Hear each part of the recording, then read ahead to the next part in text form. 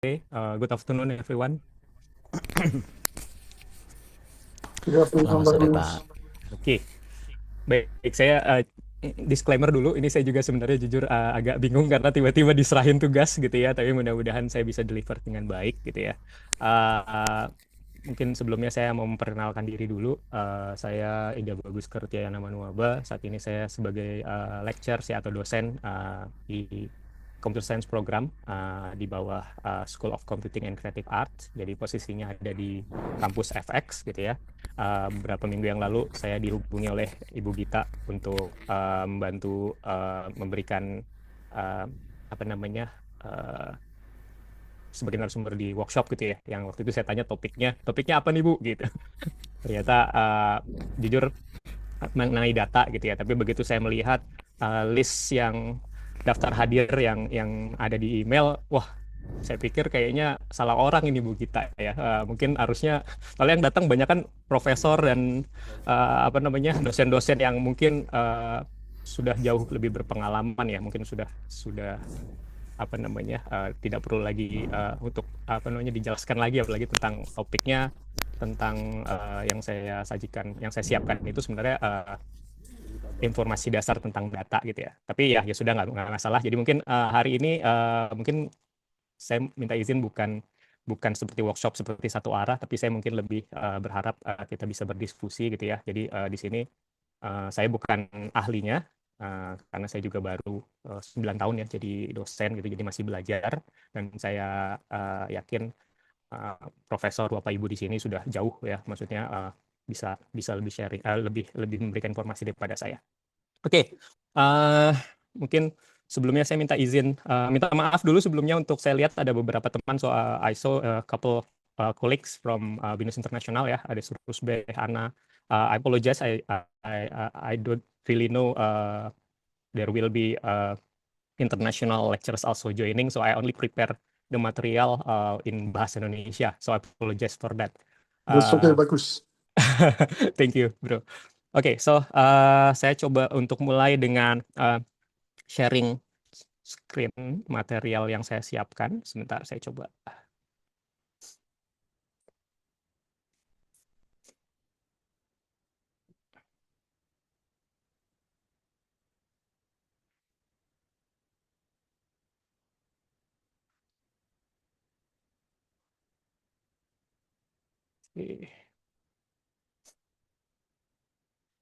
Izin, apa layar saya sudah terlihat? Terlihat jelas. Kelihatan, Jelas, ya. Pak. Baik, terima kasih. Baik, mari kita mulai. Mungkin pertama izinkan saya untuk sharing beberapa materi yang sudah saya siapkan sesuai dengan topik yang disampaikan oleh Bu Gita saat apa namanya menghubungi saya ya. Jadi topiknya adalah berkaitan dengan arti penting cara menyiapkan dan menyajikan data dalam publikasi secara ringkas, tepat guna dan beretika gitu ya. Jadi waktu pas Bu Gita kontak saya, kurang lebih topiknya disampaikan seperti ini gitu. Jadi mungkin saya tidak menggunakan kata-kata publikasi Scopus karena menurut saya namanya publikasi tidak hanya Scopus gitu ya. Jadi saya buat lebih general. Baik. Um, Selanjutnya, sebenarnya ini bukan pembelajaran ya, harusnya diskusi. Mohon maaf.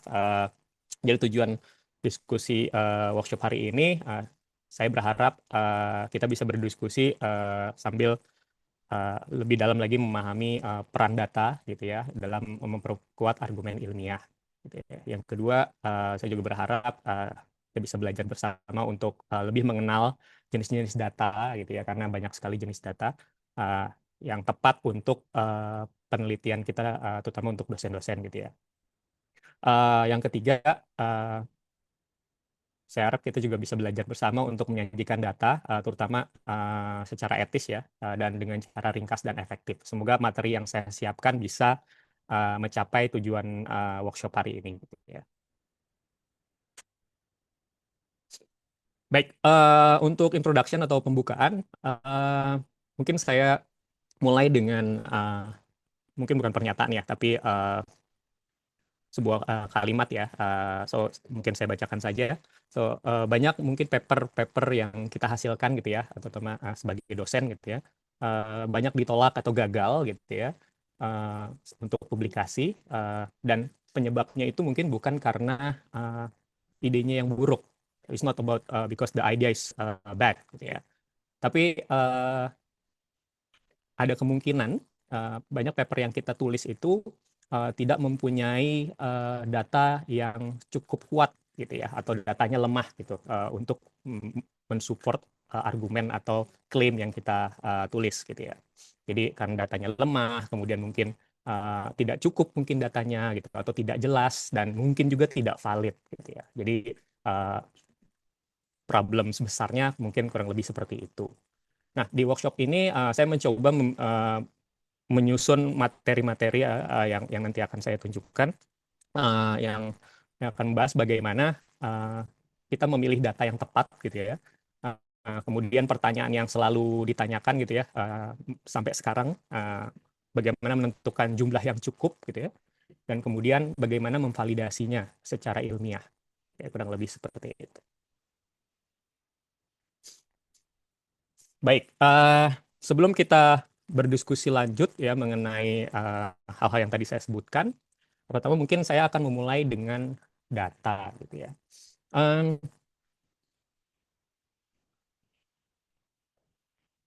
Apa namanya? Kalau misalnya saya menyebutkan kata data, kira-kira data itu apa sih gitu ya? Mungkin saya yakin semua dosen yang hadir di sini sudah tahu ya definisi data gitu. Cuman mungkin kalau boleh supaya kita punya satu konsep yang sama tentang data, mungkin Bapak Ibu profesor di sini tidak keberatan untuk mendefinisikan secara singkat gitu data itu apa sih gitu. Mungkin bisa bisa bantu saya juga di kolom chat. Mungkin kita bisa mulai dulu dari sana. Apa sih data itu gitu. Boleh 1 menit mungkin untuk bantu saya gitu untuk mendefinisikan supaya diskusi bisa lebih hidup gitu ya. Oke, saya lihat sudah ada Ibu Andari Karina. Data itu informasi. Oke, ada lagi mungkin?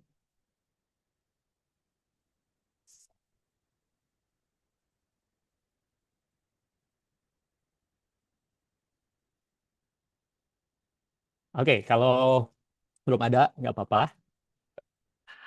Oke ya, mungkin kalau misal dibilang data dan data itu informasi gitu. Oke, hasil observasi. Oke, ada lagi yang lain?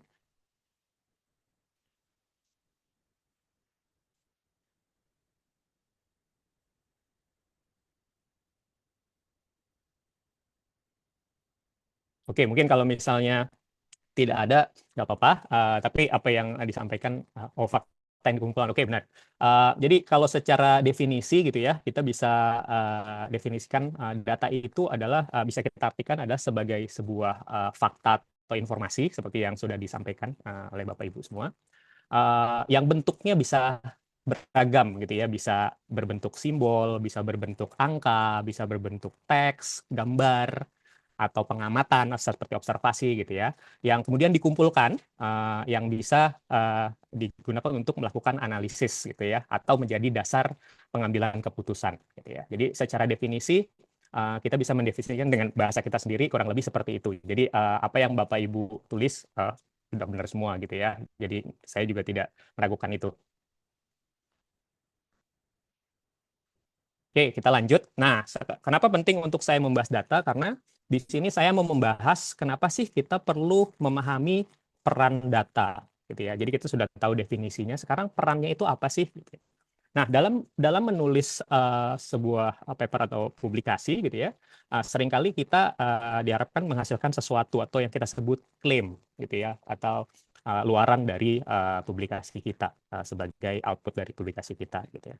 Nah, peran data itu sangat sangat terkait sekali dengan apa yang kita klaim. Jadi data itu biasanya peran data itu biasanya digunakan sebagai dasar dari argumen ilmiah yang kita tulis di dalam publikasi kita. Jadi bisa dikatakan bahwa kalau misalnya kita menulis sesuatu terus kita mengklaim tapi tidak ada data, itu bukan fakta ya. Jadi artinya adalah apa yang kita klaim itu hanya sebuah opini gitu ya. Jadi tidak bisa dibuktikan, hanya pendapat gitu ya. Nah, dalam publikasi ilmiah, hal-hal tersebut itu harus dihindari gitu. Nah, jadi saya mau mengatakan di sini data itu sangat penting dalam publikasi karena tanpa data kita tidak bisa membuat klaim secara ilmiah, tidak bisa apa namanya menyebut apa yang kita hasilkan itu adalah sebuah keluaran, jadi hanya berbentuk opini tanpa data gitu ya. Nah, ada 3 nilai kunci data gitu ya. Gimana sih kita menyebut sebuah data? Pertama, data itu harus memiliki objektivitas gitu ya. Jadi kalau kita ngomongin data itu dia ada tujuannya gitu ya, bisa bersifat objektif gitu ya.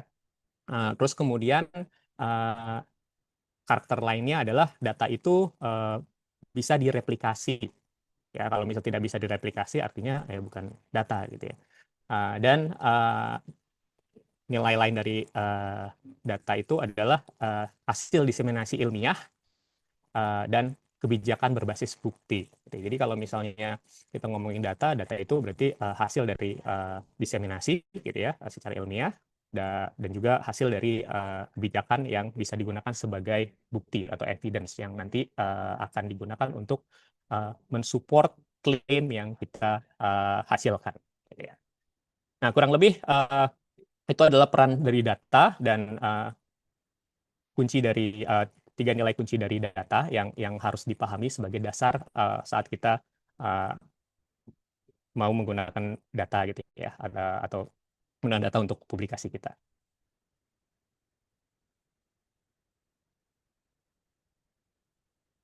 Baik, selanjutnya kita masuk ke tipe-tipe data. Jadi sebelum kita mau menggunakan data untuk menulis karya ilmiah kita atau publikasi kita, itu sangat penting untuk memilih data yang tepat gitu ya. Kenapa penting untuk memilih data yang tepat? Karena seperti yang tadi sudah kita diskusikan, data itu adalah kunci ya, yang menjadi evidence, yang menjadi dasar untuk membuat paper kita uh, kuat gitu ya, kuat dalam artian klaim yang kita hasilkan itu terbukti gitu ya, dan juga kita bisa menyebutkan kredibel gitu ya. Nah, tipe-tipe data, jadi saat memilih data, pertama kita harus mengenal adanya tipe-tipe data gitu ya. Nah, tipe-tipe data ini sebenarnya berhubungan dengan metode yang mungkin Bapak Ibu dan Prof di sini juga sudah tahu gitu ya. Jadi metode dalam penelitian gitu ya. Kita kenal ada 2 metode besar. Pertama adalah quantitative methods dan qualitative methods ya. Nah, tipe-tipe data sebenarnya terkait dengan 2 metode tersebut gitu. Jadi ada tipe-tipe data itu secara tipenya, secara bentuknya ya, bisa dibagi menjadi 2. Pertama kita sebut adalah data kuantitatif seperti namanya. Data kuantitatif itu contohnya bisa dilihat ya seperti angka gitu ya, rasio, presentase, skor, jumlah, ukuran dan sebagainya. Jadi biasanya dalam bentuk angka gitu ya. Yang kedua adalah data kualitatif. Biasanya bentuk-bentuknya itu seperti mudah dikenali ya, seperti kata-kata, narasi, transkrip, wawancara, observasi, catatan etnografi, artefak, atau mungkin yang sekarang juga ada gambar gitu ya. Nah, itu juga dalam bentuk kualitatif gitu ya. Nah, seperti metode kualitatif dan kuantitatif, data kualitatif dan kuantitatif ini juga memiliki 2 peranan yang berbeda. Yang pertama untuk kuantitatif, data ini sangat cocok jika kita ingin menulis sebuah pengujian hipotesis ya, atau misalnya kita mau melakukan atau mencari korelasi dari suatu variabel misalnya, atau 2 variabel yang berbeda, kemudian melakukan regresi atau membandingkan gitu ya. Nah, jadi data kuantitatif biasanya cocok digunakan untuk hal-hal seperti itu. Nah, kelebihan dari data kuantitatif ini tentu saja karena bentuknya angka gitu ya, dia objektif, kemudian mudah direplikasi. Ya. Tapi data kuantitatif juga memiliki kekurangan. Ya, yang pertama bisa kehilangan konteks atau kita sebut kedalaman makna gitu. Jadi kalau misalnya kita menggunakan data kuantitatif seperti angka gitu ya, kalau 1 ya 1, 5 ya 5 gitu ya, tidak ada arti lain gitu ya. Jadi tidak punya kedalaman makna. Nah, itu kekurangan dari kuantitatif. Nah, sedangkan data kualitatif adalah sebaliknya. Pertama, data kualitatif itu cocok untuk pemaknaan fenomena, ya. Kemudian untuk mempelajari perilaku, mempelajari budaya, persepsi, motivasi, gitu ya, yang biasanya banyak digunakan untuk ilmu-ilmu sosial, gitu ya. Jadi kelebihannya sendiri kaya akan konteks, gitu ya. Jadi kita bisa memiliki konteks yang berbeda dari data-data kualitatif, gitu ya. Jadi sangat sangat fleksibel sekali, gitu ya. Akan tetapi karena saking fleksibelnya itu bisa menjadi sangat kompleks sehingga kekurangannya itu interpretasinya bisa ambigu, gitu ya. Jadi pemaknaannya itu bisa ambigu atau mungkin bisa dimaknai berbeda, gitu ya. Nah, akan tetapi tetap bisa bisa dilakukan analisa ya, tapi maksudnya ini hanya bentuk kekurangan ya, dibandingkan dengan data kuantitatif. Dan yang kedua kekurangannya itu adalah membutuhkan coding yang solid. Jadi artinya adalah dalam menganalisa kualitatif itu, apalagi secara statistik gitu ya, jadi butuhkan sebuah proses yang kalau di bahasa saya sebutnya coding gitu ya, bukan programming ya, tapi maksudnya memformulasikan kata-kata itu, mengumpulkannya menjadi sesuatu grup sehingga nanti bisa jadi label-label tertentu gitu ya. Nah, itu yang kita sebut coding ya. Dan itu prosesnya cukup cukup kompleks gitu ya. Jadi butuh butuh proses dan pengertian yang cukup untuk melakukan proses tersebut. Nah, itu jadinya menjadi sebuah kekurangan. Nah, dari dua tipe data tersebut, kita tahu sudah ada kelebihan, kekurangannya, dan cocoknya untuk kebutuhan apa gitu. Jadi sebenarnya kalau dari sini kita sudah jelas jika kita mau menulis publikasi, terus kemudian kita membutuhkan data, jadinya sekarang tinggal disesuaikan dengan metode yang kita lakukan. Nah, data yang akan didapatkan bisa berbentuk seperti dua tipe data besar ini, gitu ya.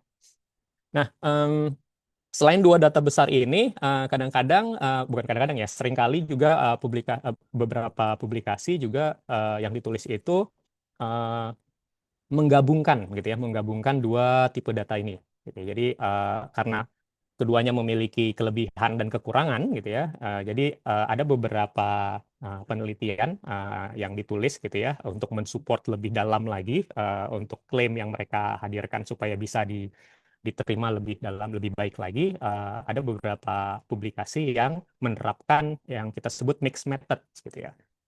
Mixed method. Nah, di sini saya sebutkan mixed method optional dalam artian biasanya itu pilihan ya, tidak selalu gitu. Biasanya yang saya temukan sampai sekarang banyak hanya fokus ke data kuantitatif saja atau kualitatif saja. Tapi tidak menutup kemungkinan jika kita mau menulis dan mau disupport dengan klaim kita mau disupport dengan lebih baik lagi, kita juga bisa menggabungkan dua bentuk data ini gitu ya. Jadi menggabungkan kekuatan antara angka-angka dan narasi gitu ya, sehingga meningkatkan triangulasi. Ya. Oke, saya sudah mulai nervous nih, udah mulai. Oke, lanjut. Nah, kemudian tadi tentang data, tipe-tipe data. Nah, sekarang selanjutnya saya akan membahas bagaimana sih menggunakan data itu dalam menulis sebuah publikasi, gitu ya. Nah, sebelum kita menggunakan data yang kita kumpulkan itu harus sesuai dengan apa yang mau kita kerjakan atau apa yang mau kita tulis gitu ya. Jadi sebelum kita mengumpulkan data, penting sekali untuk kita mengetahui topik yang mau kita tulis gitu dalam dalam publikasi, gitu ya. Dan setelah kita menentukan topik, pertama yang harus dilakukan adalah menentukan pertanyaan riset atau kita sebut research question. Ya, so research question atau pertanyaan riset adalah hal terpenting sebelum kita memulai penelitian kita gitu ya, sebelum menulis sebuah paper. Nah,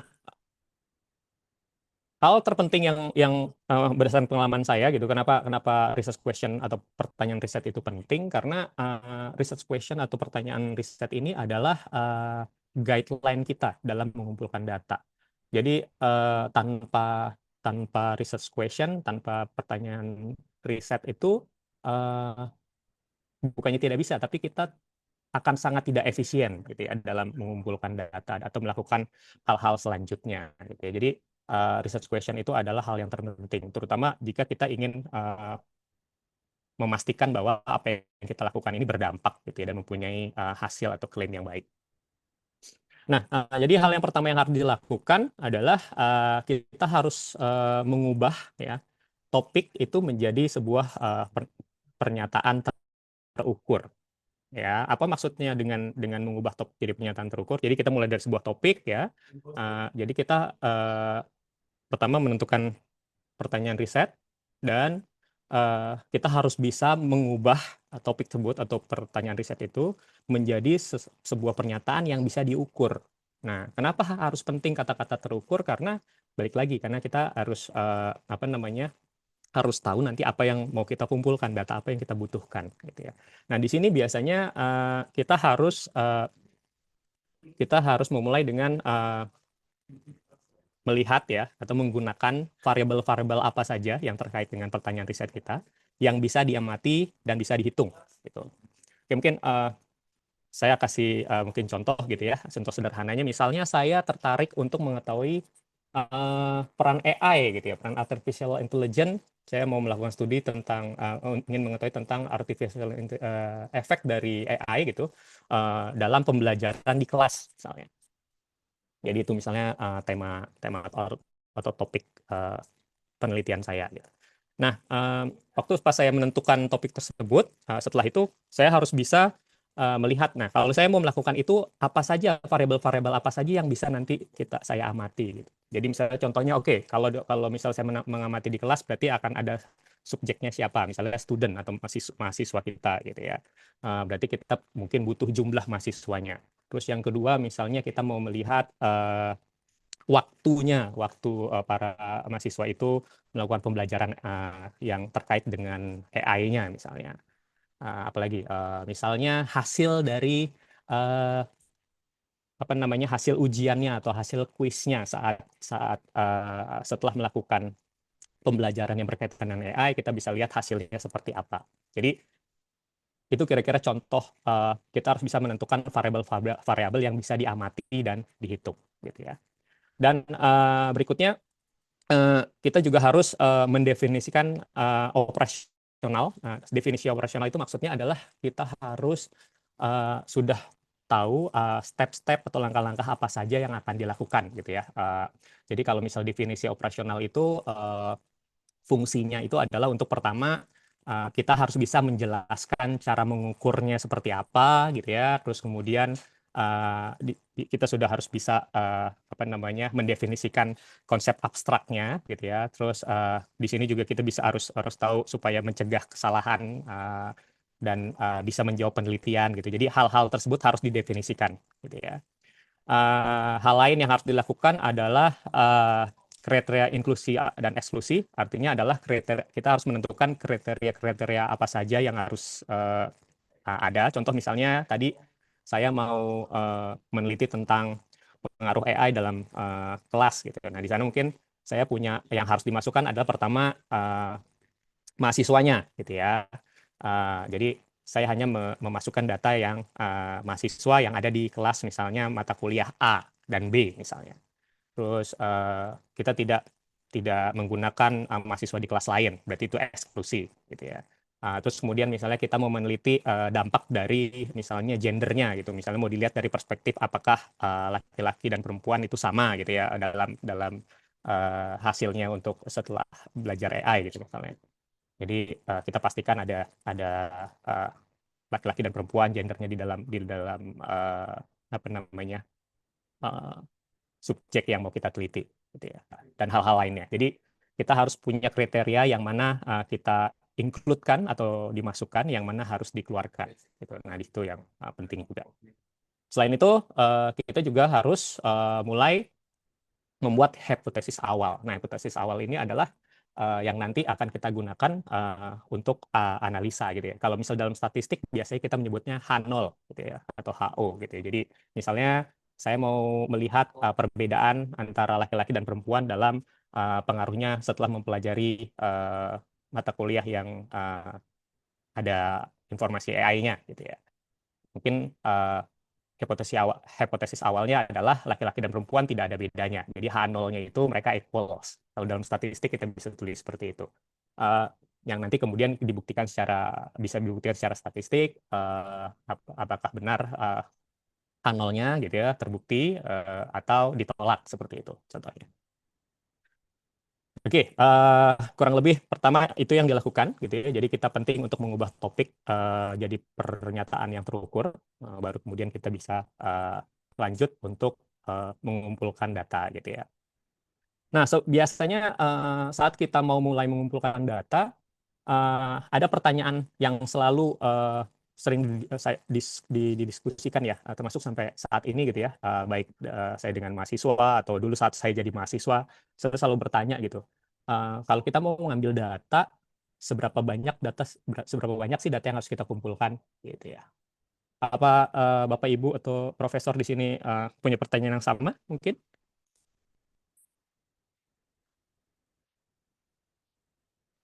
Apa tidak pernah punya pertanyaan seperti itu? Atau cuma saya aja ya? Ya, biasanya sih itu ya pertanyaan yang paling mendasar yang sering banget ditanyakan gitu ya atau didiskusikan. Kita harus kumpulin berapa banyak sih gitu. Misalnya kita mengumpulin data apakah 10 cukup gitu ya atau 100 atau 1000, 10.000 gitu ya. Jadi itu selalu selalu saja ada gitu ya.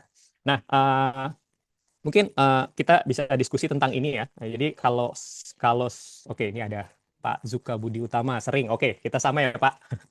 Sama Prof. Jadi mungkin untuk pertanyaan-pertanyaan seperti ini kita bisa diskusi ya. Kalau dari pengalaman yang saya tahu, yang limited ya, sampai saat ini, saya belum pernah membaca ada aturan khusus gitu ya tentang jumlah data ya. Tapi yang saya tahu itu ada uh, rule of thumb-nya gitu. Jadi kata-katanya biasanya gitu ya. Jadi kalau misalnya ditanyakan apakah udah pasti, jujur sampai saat ini saya belum membaca terutama di bidang saya gitu ya, di bidang computer science, uh, ketentuan untuk oke 100 cukup gitu atau 1000 cukup atau 10 cukup gitu. Jadi uh, belum ada spesifik gitu dokumen yang mengatakan aturan tersebut gitu ya. Jadi yang saya tahu sampai saat ini setiap bidang itu punya standarnya sendiri-sendiri gitu ya. Jadi secara jumlah itu apa namanya tidak ada numbers atau angka yang pasti gitu. Biasanya saya bilangnya adalah rule of thumbs-nya gitu. Jadi kebiasaannya seperti apa atau yang biasa dilakukan orang seperti apa gitu ya. Jadi secara umum jumlahnya itu ya tentu saja kita harus memastikan itu cukup ya, cukup untuk kita nanti membuktikan klaim yang akan kita hasilkan gitu ya. Jadi harapannya adalah bisa menjawab pertanyaan riset yang tadi kita sudah rancang gitu ya. Tentu supaya meyakinkan jawabannya itu sesuai gitu ya. Jadi bukan soal sebanyak-banyaknya gitu. Jadi harus ada batasan teknis dalam pengumpulan data. Oke, mari kita discuss lebih dalam lagi. Oke, jadi balik lagi tentang kebutuhan data. Jadi saya coba breakdown kebutuhan data. Seperti yang tadi saya sampaikan, tidak ada aturan khusus gitu yang saya tahu ya. Mungkin saya salah ya, tapi kalau misalnya di sini ada Prof Yanti bilang sebanyak-banyaknya gitu ya. Wah, kalau sebanyak-banyaknya, kalau misalnya kita lagi mau ngumpulin kayak kemarin ya Prof ya, kita ada data untuk literasi keuangan gitu ya di SDPL 300 aja kita udah capek ya Prof. Nah, kalau sebanyak-banyaknya bisa sampai 1000, waduh, itu kayaknya nggak selesai ngolah itu nanti setahun 2 tahun udah keburu lewat. Tapi ya balik lagi ya. Uh, jadi penting untuk kita breakdown kebutuhan data gitu ya. Jadi di sini saya akan mengambil contoh berdasarkan tipe data yang tadi sudah saya sampaikan.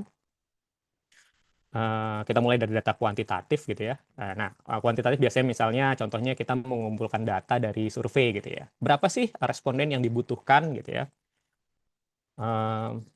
Saya di sini menuliskan beberapa bullet point karena sebenarnya tidak ada angka yang pasti, tidak ada angka yang exact gitu ya untuk jumlah responden gitu ya. Jadi contohnya ya sebagai makanya saya tulis di sini biasanya gitu ya. Biasanya untuk survei minimum rule of thumb-nya 30 sampai 50 responden untuk analisis dasar. Nah, pertanyaannya apakah 60 boleh? Boleh aja. Apakah 20 boleh? Boleh aja gitu ya. Terus ada yang bilang juga untuk regresi multivariat gitu ya, di mana dia banyak variabel independennya itu 10 sampai 20 responden per variabel independen gitu ya.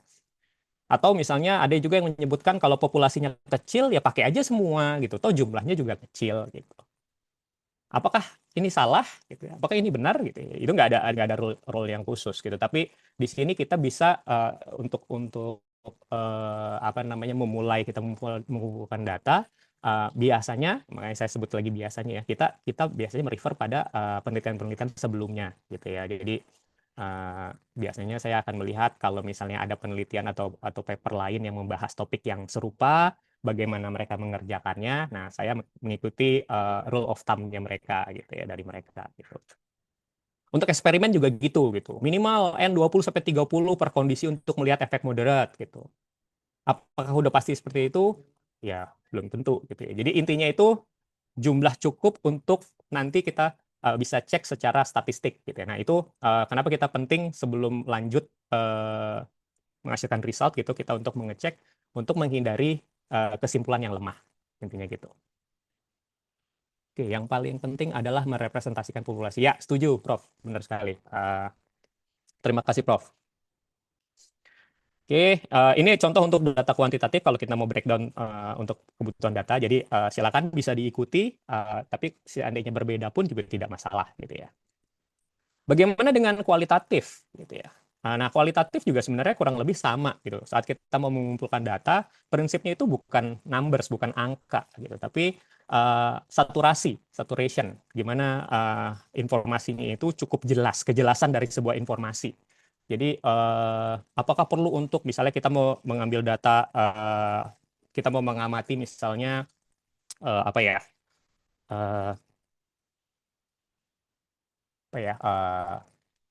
ketertarikan seseorang akan sebuah produk misalnya. Nah, apa namanya? Apakah kita harus mengumpulkan dari 100 user atau 1000 user gitu? Atau 10 user aja cukup gitu. Ya, sebenarnya yang penting saat kita udah mengkoleksi datanya, kita bisa lihat sekilas gitu ya. Kalau misalnya kata-kata yang disebutkan sudah ada apa namanya? Keyword-keyword atau kata kunci yang bisa kita gunakan cukup jelas menyatakan bahwa oke, dia suka atau tidak misalnya. Itu tentang saturasinya ya. Jadinya itu sudah bisa kita gunakan gitu. Jadi mungkin 10 aja bisa juga sudah cukup gitu. Nanti kita bisa menggunakan sebuah metode untuk menentukan bahwa atau bilang bahwa sebuah data itu untuk kualitatif itu cukup gitu ya. Tapi kalau misal ditanyakan masih ngotot misalnya, oh saya butuh angka yang pasti nih supaya kita bisa mulai gitu ya. Ya kita bisa balik lagi pakai rule of thumbs gitu ya. Kita lihat beberapa penelitian sebelumnya gitu ya, dan kita bisa ambil gitu rata-ratanya berapa gitu. Misalnya contohnya 6 sampai 12 wawancara untuk deep interview gitu ya. Atau untuk FGD 2 sampai 4 gitu orang biasa melakukannya. Terus kemudian untuk observasi di mana kita melakukan penelitian terhadap waktu ya. 1 minggu sampai 2 minggu gitu untuk observasi itu cukup. Gitu. Jadi balik lagi tentang seberapa banyak data yang harus dikumpulkan gitu ya. Itu adalah tantangan atau challenge pertama yang biasanya kita hadapin gitu ya. Tapi balik lagi kita jangan terlalu lama untuk menentukan numbers-nya atau angkanya atau berapa banyaknya. Tapi balik lagi kita pertama identify dari bentuk datanya dulu gitu ya. Terus kemudian kita ambil dari sampel data yang sesuai dengan rule of thumbs-nya. Jadi apa yang orang-orang lain atau penelitian-penelitian lain yang sudah lakukan, kita bisa ambil contoh dari mereka dulu, kita ikuti. Terus kemudian kita nanti lakukan analisis awal apakah data itu sudah menjawab pertanyaan kita atau belum. Jadi yang terpenting adalah seperti itu.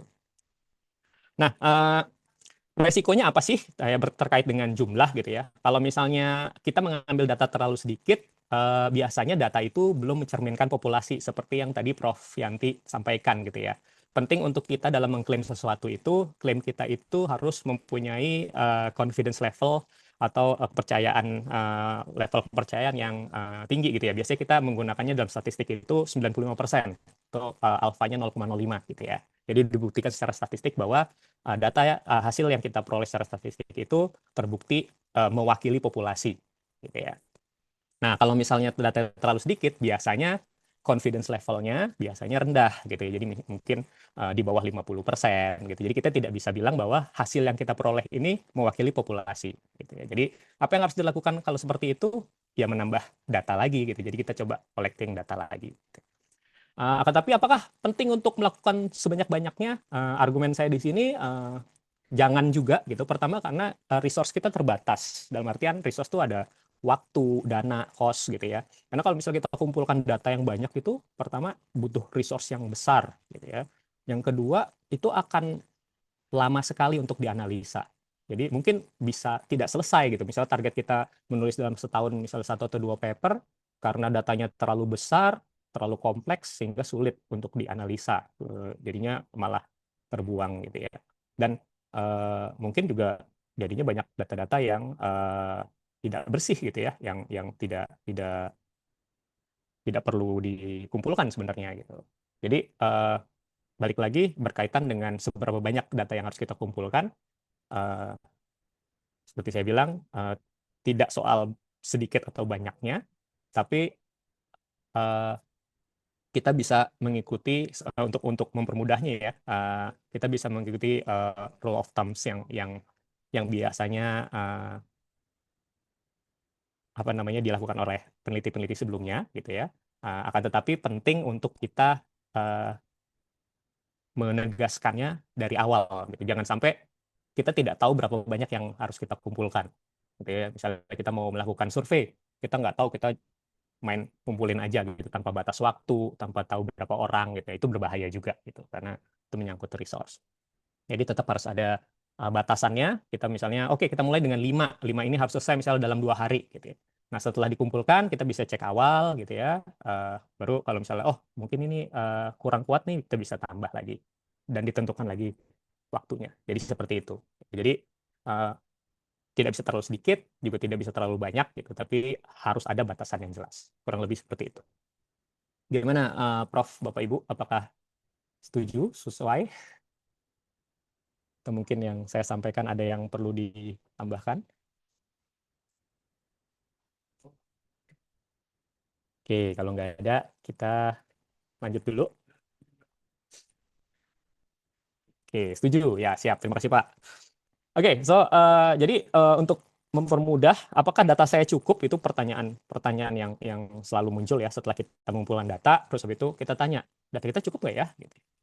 Perlu lagi nggak ya? Gitu ya. Nah, untuk mempermudah biasanya dari pengalaman yang saya lakukan gitu ya di area saya tuh biasanya saya membuat checklist sederhana gitu ya. Jadi pertama dari checklist itu waktu pas saya mendapatkan data, saya akan melihat gitu apakah dari data-data yang saya kumpulkan ya di analisa awal, apakah data-data yang saya kumpulkan itu sudah kelihatan bisa menjawab pertanyaan riset saya atau belum. Itu yang pertama. Ya. Kalau misalnya sudah, saya lanjut ke pertanyaan kedua gitu. Apakah pola atau temuan yang saya dapatkan dari data tersebut cukup stabil dalam artian tidak berubah. Kalau misalnya datanya saya tambahin, analisa awal saya berubah nggak? Gitu ya. Terus kemudian apakah saya bisa udah menemukan ada bukti yang mendukung setiap klaim gitu ya atau namanya hipotesis saya, hipotesis awal saya gitu ya. Dan kemudian bisa juga reviewer eksternal kemungkinan besar bisa mengikuti logika dan percaya pada basis dalil. Jadi saya harus melihat apakah data tersebut kalau misalnya orang lain melihat gitu ya, kalau ada reviewer eksternal di luar tim gitu ya, melihat data yang kita ambil itu apakah akan punya persepsi yang sama atau tidak. Gitu. Jadi itu penting untuk kita tanyakan saat kita sudah punya datanya. Nah, kurang lebih itu checklist yang biasanya saya gunakan gitu ya. Mungkin Bapak Ibu atau Prof punya checklist sendiri gitu ya, ya silakan nanti di-share. Tapi kalau misalnya dari checklist yang saya gunakan, itu biasanya jika saya menemukan jawabannya tidak gitu ya, itu saya bisa tambahkan lagi datanya seperti itu biasanya, atau saya cari lagi atau saya lihat lagi mungkin apa namanya analisanya yang digunakan bisa berbeda gitu ya. Jadi jika tidak, biasanya kesimpulan saya datanya perlu ditambah. Uh, ini adalah contoh checklist, jadi bukan bersifat absolut, tapi mudah-mudahan bisa memberikan gambaran kurang lebih gimana prosesnya saat saya mempunyai pertanyaan seperti ini. Gitu ya. Oke, balik lagi sesuai dengan topiknya. Kemudian bagaimana sih kita memilih gitu ya, terus membersihkan dan memvalidasi data gitu ya. Nah, berdasarkan tipe-tipe data yang tadi sudah saya singgung sebelumnya gitu ya. Data itu juga bisa dibagi menjadi dua berdasarkan ya benar, menjadi dua berdasarkan cara mendapatkannya gitu ya. Jadi kita mengenal ada cara mengumpulkan data itu ada dua. Pertama kita sebut primer gitu, data primer atau data utama gitu ya. Dan yang kedua kita sebutnya data sekunder gitu. Jadi tipe data berdasarkan pengumpulan data itu ada data primer dan data sekunder. Nah, bedanya apa sih? Ya, bedanya adalah dikategorikan berdasarkan cara pengumpulannya. Kalau kalau utama itu berarti data yang kita peroleh langsung bersumber dari sumber datanya. Jadi datanya sendiri belum terbentuk gitu ya. Itu data primer. Nah, yang termasuk data primer atau data utama itu misalnya kita mengumpulkan data melalui survei gitu ya. Kita menyebarkan survei ke users atau kuesioner gitu ya. Kemudian kita ambilkan berarti kita mendapatkan data hasil dari sumbernya langsung dari usersnya gitu ya.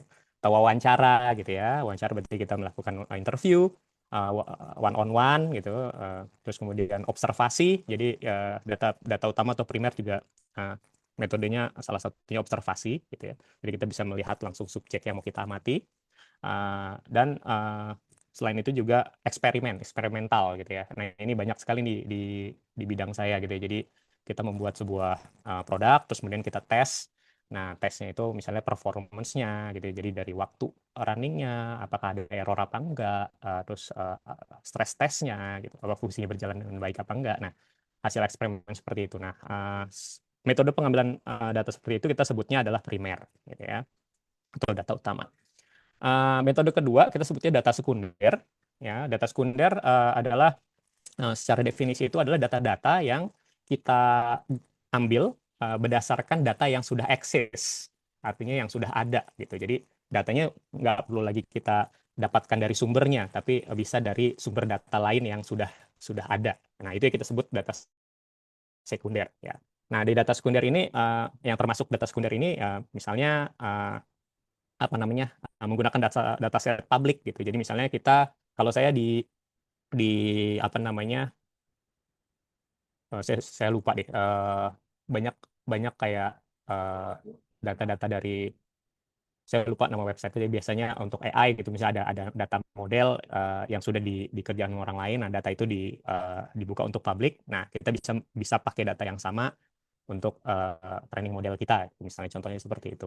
Nah, data data yang kita pakai itu kan tidak didapatkan langsung dari sumbernya ya, tapi dari data yang sudah ada. Nah, itu bentuk dari data sekunder gitu ya. Jadi bisa dari dataset publik, bisa dari dokumen organisasi, bisa dari arsip pemerintah, atau misalnya dari kita apa namanya istilahnya bahasa Inggrisnya saya lupa, uh, scraping ya, dari website. Misalnya website kita mau mengambil data yang ada di website gitu, kita bisa pakai suatu metode yang kita sebut scraping gitu, scraping data.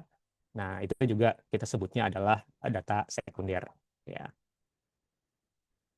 Nah, pertanyaannya adalah yang mana, metode mana yang harus digunakan gitu ya? Apakah apakah primer atau sekunder? Yang mana yang lebih bagus gitu. Nah, kalau misalnya pertanyaannya seperti itu, sebenarnya balik lagi kita harus kembali ke slide yang sebelumnya ya, saat kita membahas tentang pertanyaan riset gitu ya. Nah, saat kita kita menyusun atau membuat research question, nah di situ kita bisa bisa mendefinisikan sebenarnya kita bisa memerlukan data yang seperti apa bentuknya gitu dan bagaimana kita akan mendapatkannya gitu ya. Jadi contohnya misalnya saya tadi mau mengetahui misalnya efek dari pembelajaran AI di kelas. Kalau misalnya eh, apa namanya, saya tidak bisa mendapatkan data dari yang sudah ada, ya berarti mau nggak mau kita harus melakukan primary atau pengumpulan data utama gitu ya. Jadi misalnya kita observasi di kelas gitu ya, atau kita pakai questionnaire gitu ya, untuk nanyain atau melihat feedback gitu ya, masukan dari mahasiswa-mahasiswanya misalnya seperti itu.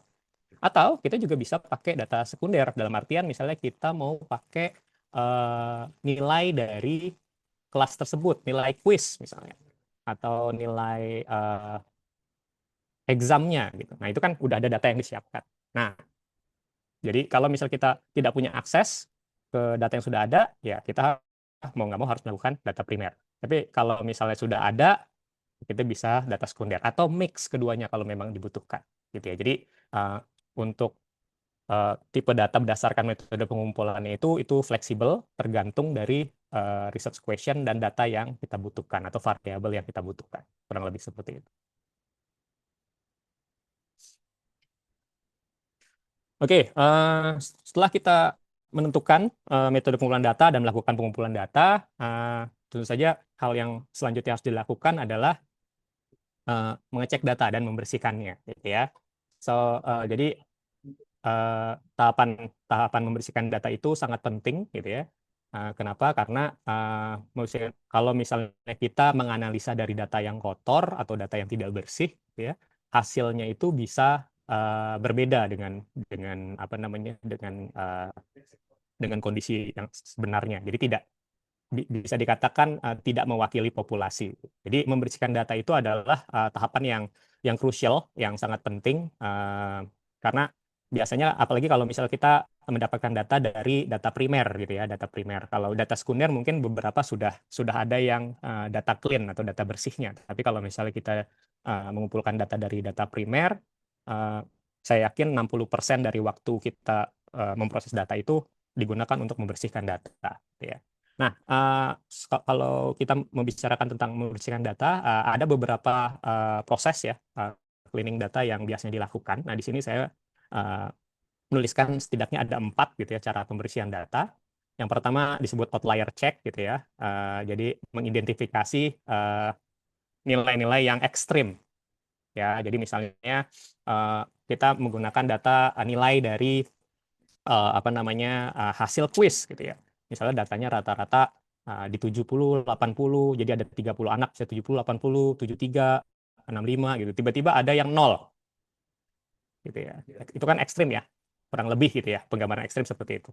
Nah, itu kita harus cek tuh apakah perlu dibersihkan apa enggak gitu. Karena kalau misalnya ternyata itu nanti hasilnya tidak mencerminkan karena nol ternyata tidak karena dia tidak masuk gitu jadi dia tidak quiz berarti kan sebenarnya bisa di exclude ya bisa dikeluarkan gitu ya. Nah itu yang pertama. Yang kedua adalah missing value. Nah, missing value ini adalah strategi untuk menangani data yang hilang gitu ya. Nah contohnya seperti apa misalnya kita menggunakan questionnaire gitu ya, questionnaire secara manual gitu ya. Secara manual kita bagikan kertas, terus habis itu kita minta beberapa user untuk mengisi. Nah, saat dikumpulkan mungkin ada beberapa pertanyaan yang tidak dijawab. Nah, itu biasanya sering terjadi gitu. Jadi missing value. Nah, kalau misalnya seperti tadi gitu, kalau misalnya missing value itu kita tidak bisa gunakan gitu ya. Dalam artian eh, ini nggak tahu nih bisa mensupport apa enggak gitu. Nah, jadi biasanya dalam proses pembersihan data ini missing value ini biasanya kita uh, lakukan beberapa metode untuk supaya data secara keseluruhannya bisa digunakan gitu ya. Jadi ada yang namanya median imputasi median gitu ya atau imputasi nilai. Uh, jadi yang hilang itu dianggap not available gitu ya.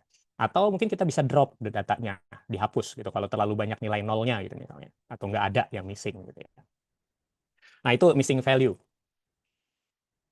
Yang ketiga standarisasi format dan variabel. Nah saya agak typo di sini.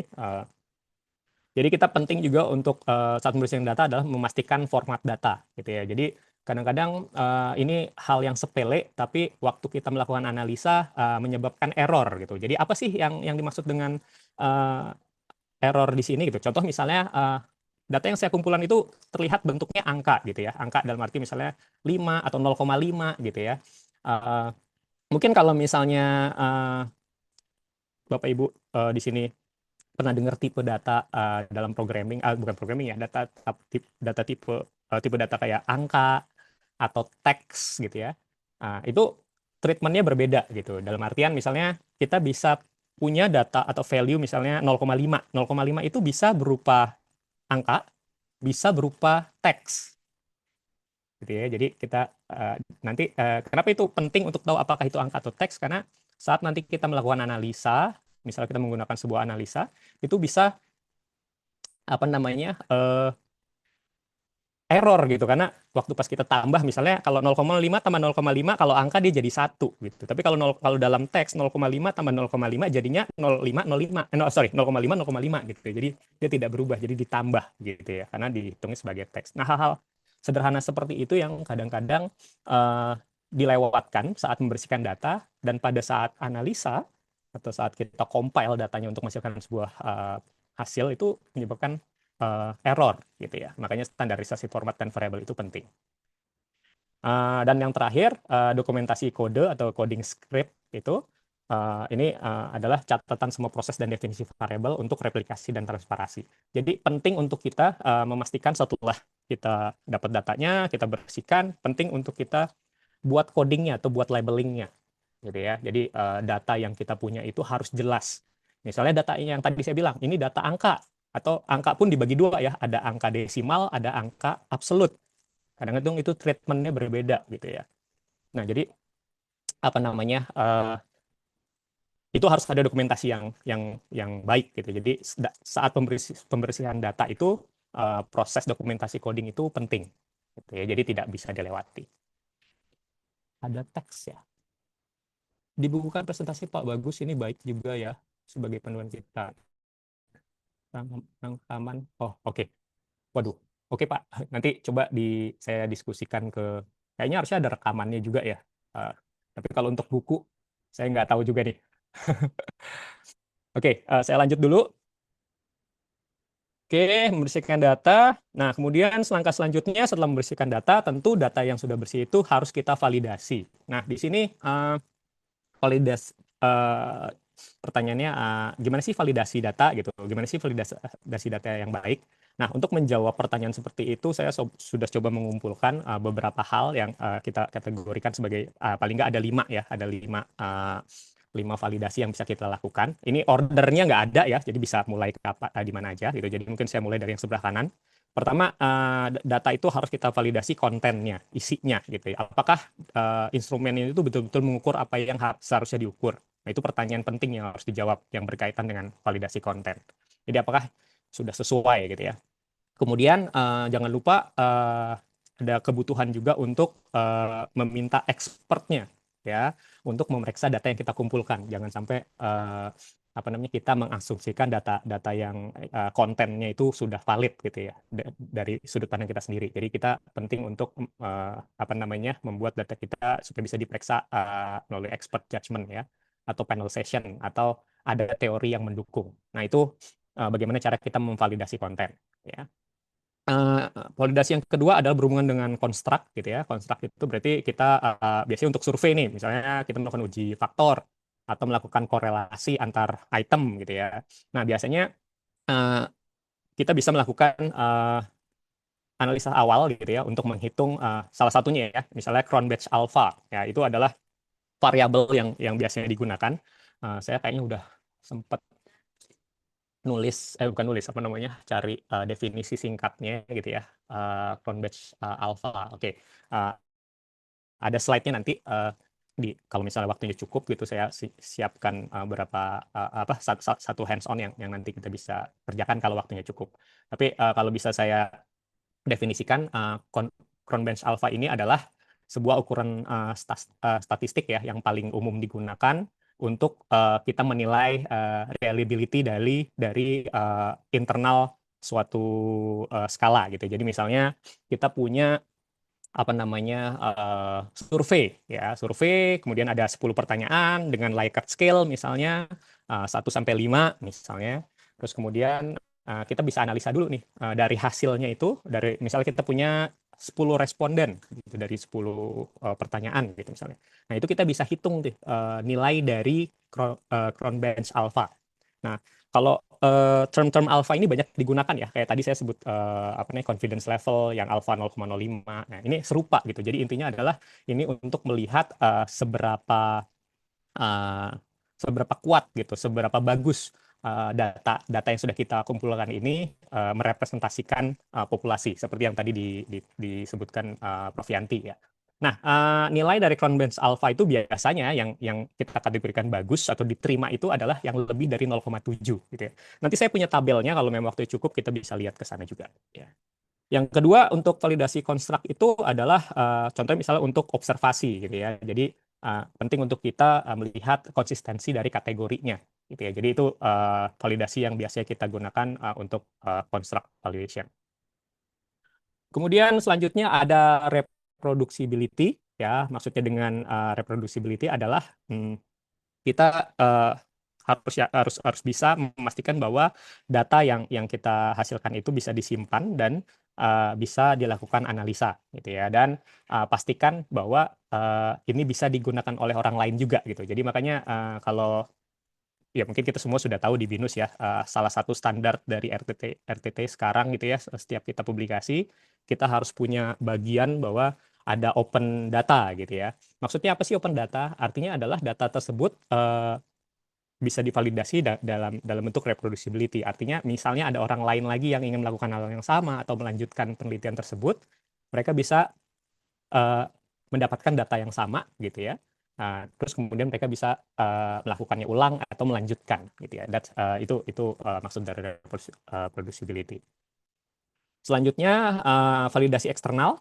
Nah, jadi apakah temuan dapat digeneralisasi ke konteks yang lebih luas? Artinya data tadi kan untuk klaim ya, dan apakah kita bisa pastikan bahwa klaim yang kita nanti gunakan itu sudah apa namanya memperlihatkan populasi gitu ya. Jadi bisa kan kadang-kadang kalau datanya terlalu besar gitu ya, maksudnya jumlah terlalu besar, kita nggak mungkin mengambil seluruhannya, jadi sampel of datanya aja gitu ya. Nah, kita penting untuk memvalidasi apakah data ini bisa digeneralisasi dalam artian bisa diakui atau diklaim mewakili populasi gitu ya. Terus yang terakhir itu berhubungan dengan triangulasi. Jadi untuk validasi data yang baik itu kita memastikan melakukan kombinasi metode, artinya tidak hanya melakukan satu metode saja gitu ya. Jadi kita ngecek juga dengan metode lain, itu triangulasi. Bisa menggunakan sumber data dan penilaian independen gitu ya. Dan ini sangat penting untuk data-data yang tadi kita sebutkan sebagai data kualitatif gitu ya. Karena banyak data kualitatif itu bentuknya ambigu gitu ya. Nah, makanya penting untuk kita melakukan validasi triangulasi. Oke, selanjutnya. Oke, setelah semua hal dilakukan, kita melakukan analisa. Nah, yang terakhir biasanya berhubungan dengan bagaimana kita menyajikan data. Nah, untuk menyajikan data itu penting ya untuk kita menyajikan secara ringkas, fokus, dan etis.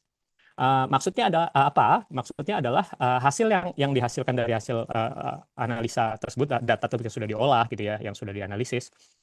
Pastikan saat kita menuliskannya di publikasi kita pastikan itu fokus pada temuan utamanya, apa yang menjadi fokus di pertanyaan riset kita. Jadi kadang-kadang tuh kita punya data yang bagus gitu ya, jadi maksudnya dia bisa menunjukkan banyak hal gitu ya. Tapi saat penulisan itu menjadi suatu challenge karena kadang-kadang saat menceritakannya jadi tidak fokus, sehingga saat orang membacanya mereka tidak dapat poinnya apa gitu. Nah itu biasanya bahaya. Nah makanya penting juga untuk kita, maupun kita punya data banyak, pastikan bahwa data yang nanti kita tampilkan itu hanya yang related atau terkait dengan yang menjadi research question atau pertanyaan utama kita ya. Jangan interpretasi panjang di bagian hasil. Jadi saat kita menuliskan hasil, kita tidak perlu menjelaskan data itu secara panjang karena biasanya ada bagian discussion ya, di mana nanti itu bisa menjadi bagian yang baik untuk menjelaskan gitu ya. Jadi saat result atau hasil biasanya fokus aja untuk menampilkan hasil gitu ya. Hasilnya apa gitu ya. Nah, untuk menampilkan hasil itu ada beberapa bentuk yang bisa kita gunakan biasanya ya dalam akademik gitu ya. Pertama, jika kita punya data yang variabelnya banyak, nah itu biasanya kita bisa tampilkan dalam bentuk tabel ya. Jadi bentuk tabel, jika punya data yang banyak kita bisa pakai tabel gitu ya. Kemudian kita juga bisa memperlihatkan result atau hasil data itu dalam bentuk narasi atau untuk highlighting terutama. Jadi biasanya kita bisa gunakan teks ya untuk menceritakan trennya. Misalnya, oh trennya meningkat, polanya sigmoid misalnya. Nah itu bisa dipakai narasi bentuknya untuk menampilkan resultnya. Dan yang terakhir yang banyak kita pakai biasanya dalam bentuk visualisasi ya, disarankan adalah visualisasi sederhana gitu ya. Contohnya grafik atau bagan yang dipastikan mudah dipahami dan tidak menyesatkan. Itu kurang lebih highlight-nya ya. Jadi grafik atau bagan itu sangat sangat common dan sangat menarik ya untuk disajikan, dan biasanya user atau pembaca kita tuh akan lebih menarik untuk melihat visualisasi gitu ya. Jadi ini biasanya bentuk yang paling digemari. Akan tetapi kadang kalau kita tidak hati-hati, kita menggunakan grafik atau bagan yang salah untuk merepresentasikan data kita, itu akan membingungkan gitu ya. Nah, slide berikutnya saya mempunyai beberapa informasi tentang macam-macam grafik. Nah, ini sebenarnya ada di online juga gitu ya. Jadi saya hanya menyimpulkan di sini.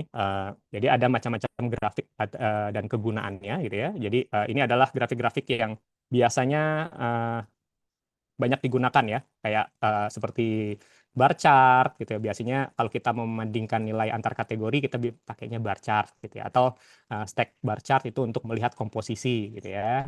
Kemudian kita juga biasa pakai histogram gitu untuk distribusi data, scatter plot gitu ya untuk memperlihatkan hubungan antar variabel gitu ya. Terus kemudian bisa juga menggunakan area chart gitu ya, pie chart untuk memperlihatkan presentasi bagian terhadap total, bubble chart ya.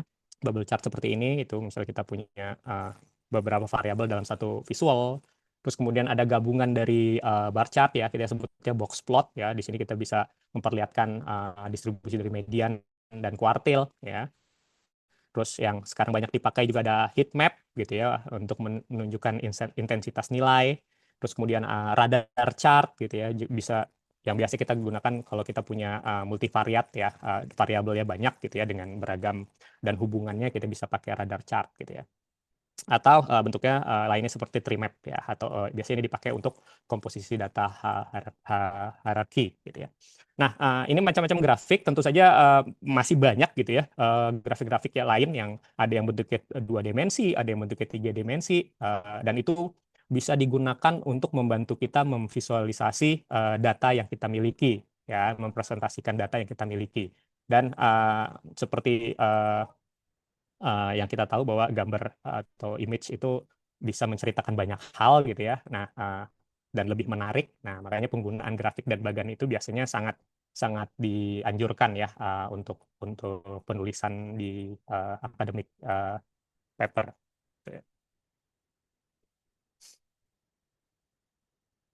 Oke, ini terakhir berkaitan dengan penyajian data ya. Selain secara ringkas gitu, fokus, yang nggak kalah penting adalah kita harus make sure atau memastikan data yang kita sajikan itu atau yang kita tuliskan itu juga etis. Nah, etis itu apa sih, atau etika itu apa sih gitu. Jadi penting untuk kita memastikan bahwa data yang kita sajikan itu jelas ya, jujur, dalam artian jelas dari awal proses pengumpulan data sampai hasil analisa. Jadi biasanya saat kita menulis paper itu di bagian metodologi, kita biasanya juga menyajikan informasi tentang bagaimana kita mengumpulkan data, terus membersihkan datanya. Jadi step-step itu biasanya kita ceritakan juga gitu. Jadi itu salah satu bentuk transparansi ya, jujuran saat kita menulis sebuah publikasi ilmiah gitu ya. Terus yang berikutnya adalah perlindungan privasi dan anomali ya. Jadi secara etika kita harus memastikan bahwa data yang kita tampilkan itu melindungi data-data privasi ya. Makanya sekarang saya senang sekali di BINUS sudah ada bagian di bawah RTTO ya, saya baru tahu juga bulan lalu, kebetulan saya ikut RTT kliniknya, dan di sana saya diceritakan bahwa sekarang sudah ada ethic clearance dari BINUS gitu ya. Nah, ethic clearance itu apa sih? Ethic clearance itu based on definisi sederhananya adalah sebuah unit ya yang membantu kita memastikan kita saat sebelum kita melakukan proses pengambilan data, terutama data-data yang berhubungan dengan manusia ya, itu sudah apa namanya tidak melanggar etika atau privasi gitu ya.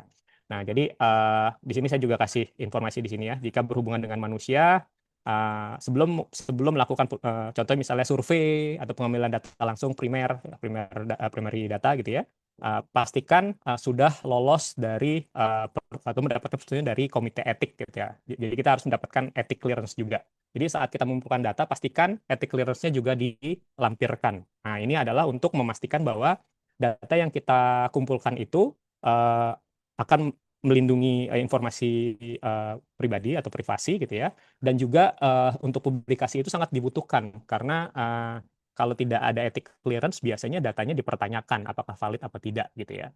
Nah, jadi ethic clearance ini terutama di publikasi internasional ya, pertanyaan-pertanyaan yang berhubungan dengan manusia gitu ya, ethic clearance ini diharuskan atau diwajibkan untuk dilampirkan. Nah, saat ini saya senang sekali BINUS sudah punya untuk unit yang mensupport itu. Saya juga sudah mengcopy linknya di sini, silakan untuk dikunjungi. Dan saya belum tahu apakah sudah ada website atau bagian di website BINUS yang menunjukkan itu, tapi di sini adalah form yang diinfokan ke saya jika kita mau mengajukan ethic clearance untuk pengumpulan data gitu ya. Jadi ini form yang bisa digunakan.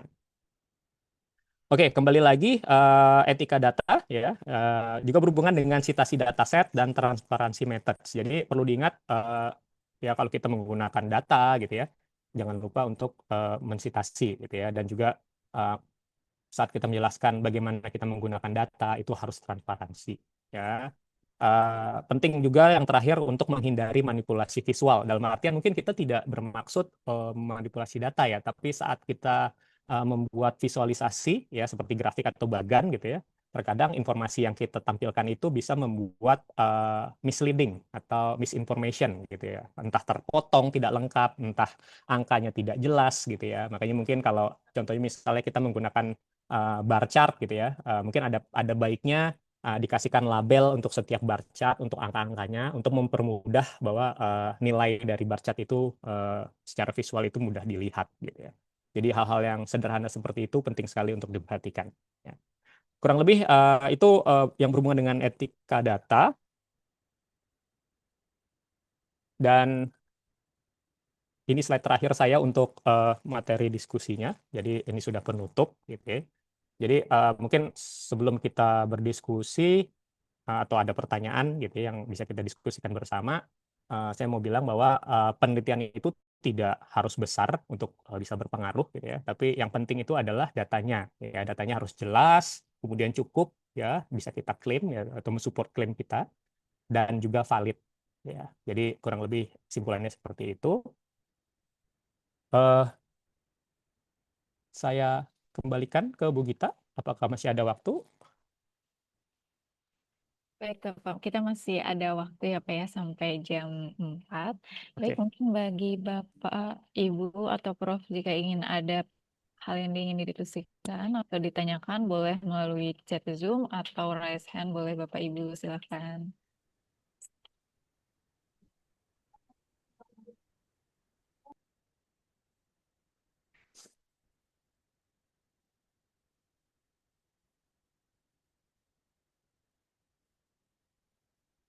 Asik, nggak ada. Baik, Aku mungkin tanya deh, saya tanya. Oke, siapa?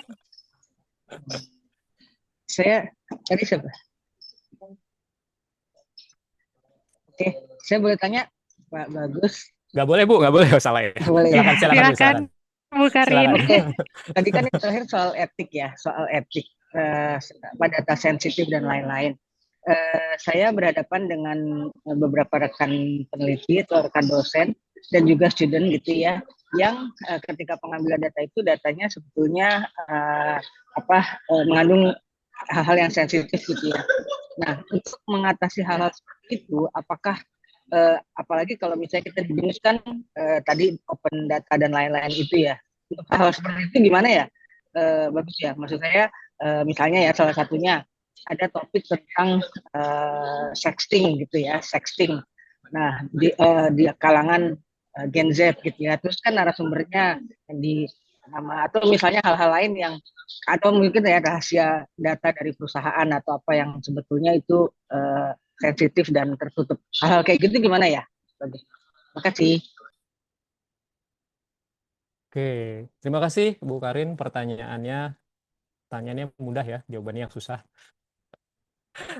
Oke, mungkin kalau saya yang tadi saya bilang ini mungkin butuh diskusi ya. Jadi silakan kalau Bapak Ibu nanti mau menambahkan atau memberikan pengalamannya ya, men-sharing pengalamannya karena saya yakin pengalaman setiap orang mungkin berbeda gitu ya. Tapi kalau misalnya dari saya kebetulan area saya kan computer science ya. Jadi kebanyakan data yang saya ambil atau saya pernah lakukan itu tidak berhubungan dengan orang secara langsung gitu ya.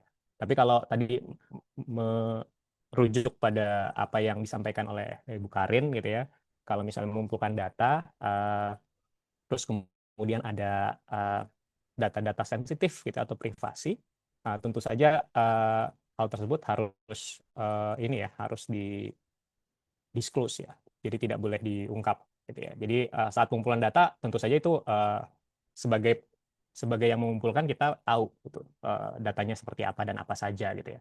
Tapi saat kita menaruh data tersebut untuk dikonsumsi publik ya sebagai open data, jadi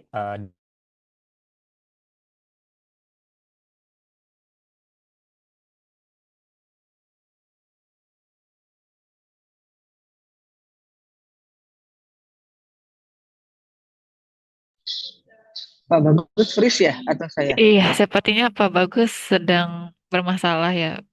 Sebentar, saya coba hubungi Pak Bagus Freeze. dulu. belum melakukan pengumpulan Oh, data ya, Pak misalnya Bagus tadi sempat freeze. Boleh diulang yang terakhir? Kayaknya barusan agak putus sebentar. terakhir apa ya Bu ya yang saya bilang ya.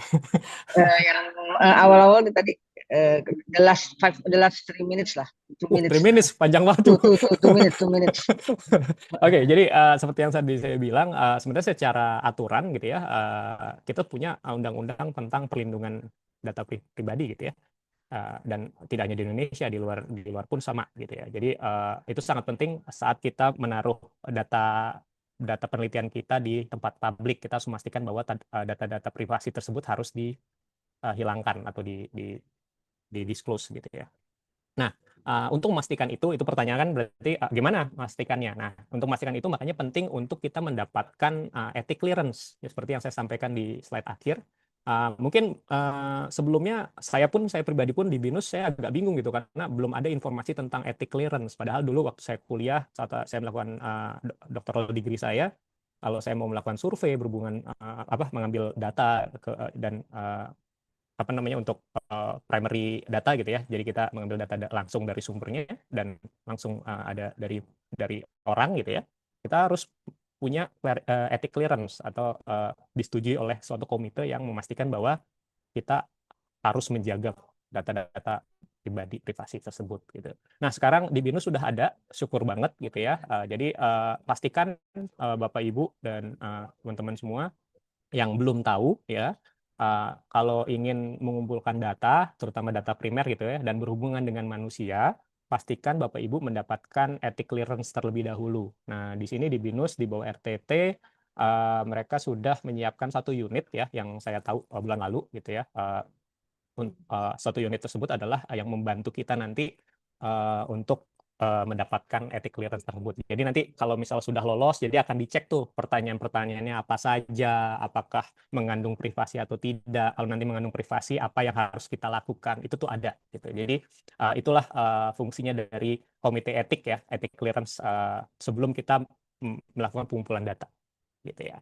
Nah, jadi penting untuk disubmit dulu apa yang mau kita lakukan. Terus misalnya kalau misalnya survei, misalnya ada pertanyaannya, kita submit pertanyaannya, nanti akan dianalisa, dilihat apakah pertanyaan ini bersifat publik atau mengandung apa namanya data pribadi. Nah, itu nanti ada konsekuensinya. Nah, kalau sudah lolos, kita sudah ada perjanjiannya untuk itu, baru nanti akan mendapatkan ethic clearance. Jadi kayak bukan sertifikat ya, surat pernyataan yang menyatakan bahwa uh, apa nih pengumpulan data ini sudah di apa namanya lolos secara etik gitu. Jadi Iya. baru boleh diambil apa namanya datanya.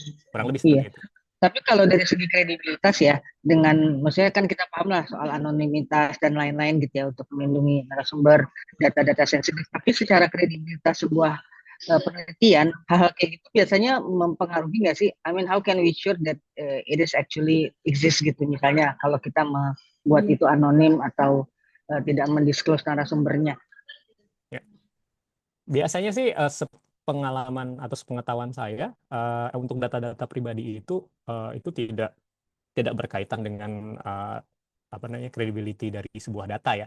Contoh misalnya kita mau melakukan sentimen gitu ya, analisa sentimen analisis gitu ya, sentimen score. Itu misalnya kita mengambil datanya, anggaplah misalnya menggunakan dari sebuah produk kita mau mendapatkan feedback gitu. Dari feedback itu kita bisa lihat sentimennya apakah positif atau negatif. Nah, yang dinilai itu kan bukannya namanya, bukannya gender atau informasi pribadinya, tapi lebih kepada feedbacknya gitu ya. Jadi harusnya data pribadi tersebut tidak mengganggu kredibilitas yang mau kita ukur, yaitu feedbacknya tersebut gitu. Jadi harusnya sih sepengetahuan saya sih itu tidak akan ada masalah gitu ya. Oke. Thank you. Bagus. Terima kasih Bu. Baik, Ada. mungkin Bapak Ibu yang lainnya apakah ada yang ingin ditanyakan atau didiskusikan?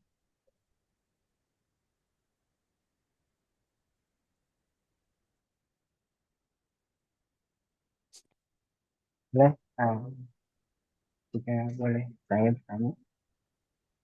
Oh, silakan Pak. Jangan susah-susah ya Pak pertanyaannya.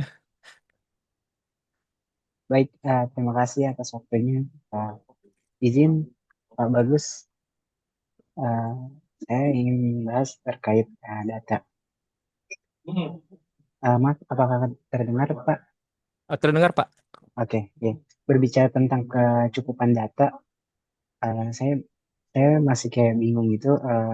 Kapan data kita bisa dibilang cukup dan jika menempatkan sebagai peneliti baru, kita nggak tahu nih seberapa mewakili data kita terhadap penelitian ini. Karena tadi kan dimention bahwasanya sama Prof tadi bahwasanya data itu yang penting merepresentasikan dari penelitian. Nah, kadang kalau menempatkan diri, terutama saya bisa jadi sebagai peneliti baru, saya nggak tahu nih kalau ukur apa yang bisa dikatakan bahwasanya si data ini sudah merepresentasikan gitu. Mungkin itu sih Pak yang saya ingin tanyakan. Terima kasih. Oke, terima kasih Pak pertanyaannya. Apa namanya? Itu biasa ya Pak. Ya, saya juga seperti yang tadi saya sampaikan saat membahas soal yang tadi Bapak tanyakan tuh, cukup nggak sih data yang kita ambil gitu ya. Jadi seperti yang sudah saya sampaikan sebelumnya, kalau misalnya pertanyaannya adalah seberapa banyak gitu ya, seberapa banyak sih data yang harus kita ambilkan sehingga itu cukup gitu ya untuk kita gunakan untuk penulisan gitu ya. Seperti tadi saya bilang, tidak ada sampai detik ini saya belum menemukan ya, mungkin kalau yang lain sudah menemukan silahkan di-share, tapi saya pribadi belum menemukan ada informasi yang jelas gitu ya bahwa untuk data survei harus 10, harus 100, harus 200, itu tidak ada gitu ya. Jadi kalau misalnya pertanyaannya seberapa banyak, balik lagi itu tergantung dari areanya gitu ya. Nah, tapi apa yang biasanya dilakukan apalagi terutama untuk peneliti baru gitu ya, atau kita yang masih awam gitu dalam penelitian. Nah, biasanya seperti yang saya sampaikan sebelumnya, kita melakukan literatur review ya dari beberapa penelitian sebelumnya. Biasanya kita sebagai peneliti kan melakukan hal seperti itu ya, dan kita biasanya melihat penelitian-penelitian sebelumnya yang serupa gitu atau menggunakan metode yang sama ya. tujuannya mirip-mirip gitu ya. Nah, kita bisa belajar dari sana, kita bisa mengikuti apa yang mereka sudah lakukan. Nah, itu yang kita sebut rule of thumbs ya. Jadi, biasanya gitu ya. Nah, kita bisa refer ke mereka. Jadi, supaya tidak berasumsi bahwa oh ini cukup atau enggak ya. Jadi kita bisa merefer ke seperti yang tadi saya bilang. Jadi menggunakan penelitian-penelitian sebelumnya yang sudah ada, kita bisa mengikuti. Misalnya contohnya kita baca di bagian metodologi mereka, berapa sih jumlah data yang digunakan, misalnya oh mereka melakukan survei nih terhadap 10 orang atau terhadap 100 orang. Oh, kita bisa mengikuti itu gitu ya. Makanya saya sampaikan di slide itu ada rule of thumbs. Jadi ada perkiraan minimumnya. Tapi apakah sudah pasti itu bisa merepresentasikan teman support data kita? Ya jawabannya belum tentu gitu ya. Bisa jadi udah, bisa jadi belum gitu. Nah, pertanyaannya gimana? Apakah nanti kalau kita mengikuti terus habis itu sudah cukup? Kalau memang pertanyaan selanjutnya apa sudah cukup, yaitu kita punya checklist ya tadi. Pertama, apakah sudah menjawab pertanyaan apa belum, dan cara membuktikannya gimana gitu ya. Nah, sebenarnya saya ada menyiapkan bahan selanjutnya kalau misalnya waktunya cukup ya. Jadi ada beberapa contoh yang bisa kita lakukan, dan itu biasanya saya lakukan ya secara ilmiah, yaitu menggunakan uji statistik gitu ya.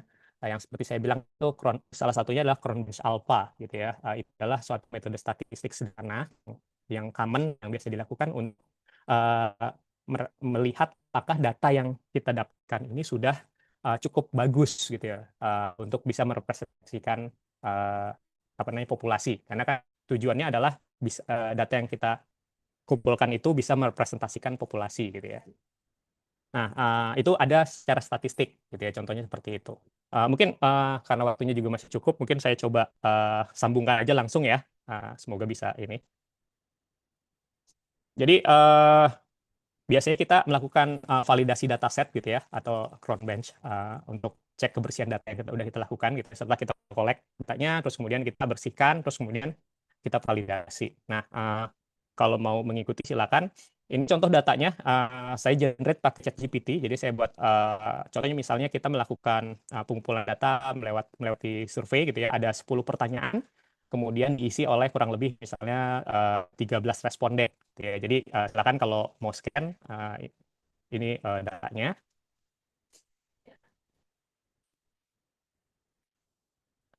Oke, kurang lebih bentuk datanya seperti ini. Jadi bentuknya CSV file. Saya sudah upload gitu ya. Ini adalah data dalam bentuk CSV, jadi ada pertanyaan, ada 10 pertanyaan menggunakan Likert scale gitu ya 1/5 gitu ya. Terus kemudian R itu responden, jadi ada responden sebanyak 13 responden yang mengisi gitu ya. Kurang lebih kita akan mendapatkan kalau saat mengumpulkan data seperti ini gitu ya. Nah, pertanyaannya adalah seandainya gitu ya. Oke, kita punya 13 data nih. Cukup apa enggak sih gitu ya. Nah, kita bisa lakukan analisa awal gitu ya. Tapi sebelum kita menganalisa awal, tetap kita lihat ya, kita coba tetap melakukan pembersihan data dulu gitu ya. Nah, dari data yang kita lihat ini, kita bisa lihat ya, ada beberapa hal yang perlu dilakukan sambil menyentuh tahapan pembersihan data ya. Jadi contohnya ada data hilang, ini data hilang gitu ya, kosong. Terus kemudian kalau dilihat ini ada R4 2 kali, itu duplicate data gitu ya. Terus kemudian ada tanda tanya gitu ya. Ini missing value juga ada 3 gitu. Atau di sini ada invalid responden gitu ya, karena terbacanya salah gitu ya. Nah, sebelum kita melakukan analisa, apakah analisa awal gitu ya, apakah data kita sudah mewakili apa belum, yaitu kita pakai Cron-Bench Alpha itu ya. Jadi, langkah yang harus dilakukan adalah kita pastikan dulu buat bersih dulu dari data yang kotor. Kemudian kita hitung Cron-Bench Alpha-nya gitu ya. Habis itu kalau misal memang penting untuk visualisasi, kita bisa perlihatkan chart-nya seperti apa gitu ya. Jadi ini langkah-langkah awal yang bisa kita lakukan untuk memastikan apakah data kita sudah cukup apa belum. Nah, kalau misalnya nanti Cron-Bench Alpha-nya nilainya di bawah 0,7, biasanya itu yang belum diterima. Nah, itu kita bisa melakukan collecting data lagi, menambah data lagi. Tapi kalau misalnya sudah di atas 0,7, kita bisa argumen bahwa data ini cukup bagus untuk bisa merepresentasikan data kita gitu ya. Nah, ini langkah-langkah selanjutnya tentu saja kita bisa menggunakan tools ya. Jadi kalau misalnya ada yang, kalau seperti saya computer science, biasanya saya pakai Python gitu ya. Saya pakai buat code untuk dianalisa, tapi step-stepnya akan sama gitu ya. Atau kalau yang tidak biasa code, kita juga bisa pakai Excel, data sederhana gitu ya. Nggak perlu data semuanya juga gitu ya, kita bisa sampel. Atau tools-tools lain gitu, banyak gitu ya. Tapi untuk yang saat ini karena saya lihat dari email ininya, email pesertanya, saya lihat tidak semuanya punya background computer science, jadi mungkin contoh yang saya masukkan ke sini pakai Excel ya. Oke, dari contoh data yang tadi itu pertama kita harus membersihkan data. Nah, jadi ini dari hal-hal dari pembersihan data yang bisa dilakukan ya. Pertama, kalau bisa dilihat tadi respondennya namanya itu ada komanya. Di sini ada komanya ya di bagian sini nih. Jadi ada empty space. Nah, mungkin untuk beberapa tools tidak masalah gitu, tapi kalau misalnya saat kita melakukan pembersihan data itu hal-hal kecil yang mungkin penting, yes, karena beberapa tools itu membacanya berbeda gitu. Jadi kita harapkan itu bisa dibersihkan. Terus yang kedua, yang duplikasi itu bisa dihilangkan ya, kita pakai hilangkan R4 ya yang datanya 2 kali muncul gitu ya. Terus kemudian untuk missing value kita ada 2 strategi yang bisa kita lakukan ya. Pertama kita bisa pakai NE untuk apa namanya mengganti nilai yang hilang gitu. Karena kita tidak bisa mengganti angka aja ya, tapi kita buatnya NE, not available gitu ya. Atau kita bisa drop jika data NE-nya terlalu banyak gitu. Karena ya kalau bisa terlalu banyak itu juga tidak bisa dipakai buat analisis karena nggak ada artinya gitu ya. Jadi kalau misalnya satu responden isinya NE semua itu kita bisa drop. Itu salah satu bentuk yang bisa kita ambil yang tadi ya cara clearing data gitu. Kita bisa balik lagi ke sana. Terus kemudian kita juga harus cek ya karena range-nya itu 1 sampai 5, pastikan bahwa kalau tadi di jawabannya itu ada yang 0, ada yang 6 gitu ya. Seperti ini contohnya. Di R5 itu ada angka 6. Di R13 itu ada angka 0. Nah, ini termasuk outlier ya. Jadi hal-hal seperti itu juga harus dibersihkan. Harus dibersihkan. Jadi cara membersihkannya gimana? Ya, seperti tadi kita bisa ganti ke NE ya. Baru dan kalau misalnya ada tanda-tanda lain kayak tadi ada yang R berapa saya lupa itu tanda tanya itu juga bisa di NE. Nah, itu salah satu bukan salah satu, itu proses yang kita sebut data clearing gitu ya, clearing data. Nah, kalau datanya sedikit sih gampang manual ya. Tapi pertanyaan kalau datanya banyak gitu ya sampai ribuan atau jutaan. Makanya biasanya kalau misalnya sudah ribuan atau jutaan, kayak saya pribadi gitu ya, saya menggunakan coding gitu ya. Jadi itu dilakukan secara otomatis oleh sistem gitu ya. Jadi tidak melakukan manual. Nah, ini karena hanya contoh, saya hanya menunjukkan yang data kecil saja. Nah, setelah mendapatkan data bersih, kemudian kita akan hitung alfanya. Nah, ini rumusnya, rumus alfa Cronbach's alpha. Jadi bisa dilihat sendiri lah ya. Nah, ini penjelasan komponennya sudah saya masukkan ke sini gitu ya. Mungkin kalau misalnya nanti mau saya contohkan, kita ke slide selanjutnya aja. Jadi gimana sih di Excel gitu ya, kita bisa melakukan di Excel. Pertama adalah kita bisa hitung variance per itemnya. Jadi udah ada rumusnya ya, var s range item, contohnya begini. Kedua, kita bisa buat skor total respondennya ya. Terus kemudian kita hitung varian totalnya, baru kita masukkan ke rumusnya. Ini rumus dalam satu garis ya, yang merepresentasikan formula ini, gitu ya. Nah, jadi nah mungkin supaya lebih percaya, saya coba layar saya masih kelihatan kalau saya buka yang lain. Masih Pak. Kelihatan. Oke, kelihatan ya. Jadi saya coba yang ini sih yang tadi saya coba ya. Jadi mungkin kita bisa dari sini aja. Nah, dari data yang tadi itu kalau saya buka ke Excel, kalau CSV nanti bentuknya dia garis ya, koma ya. Jadi harus diimport. Mungkin saya tunjukin dulu deh caranya. Siapa tahu ada yang belum tahu gitu ya. Tapi kalau udah tahu ya mungkin ini sedikit refresh memori aja. Jadi kalau saya punya data kotor gitu misalnya, kalau dilihat kan datanya seperti ini ya. Bentuknya kalau misal kita buka manual misalnya 2, kadang-kadang bentuknya, aduh salah, sorry. Pakai Excel.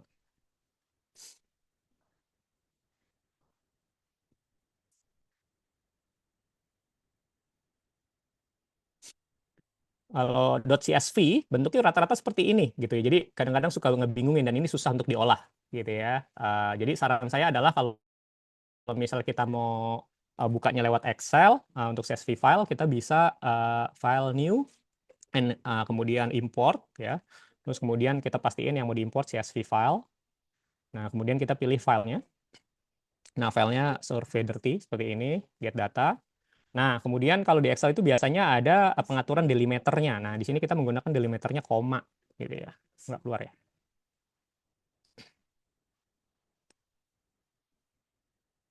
Saya ulang ya.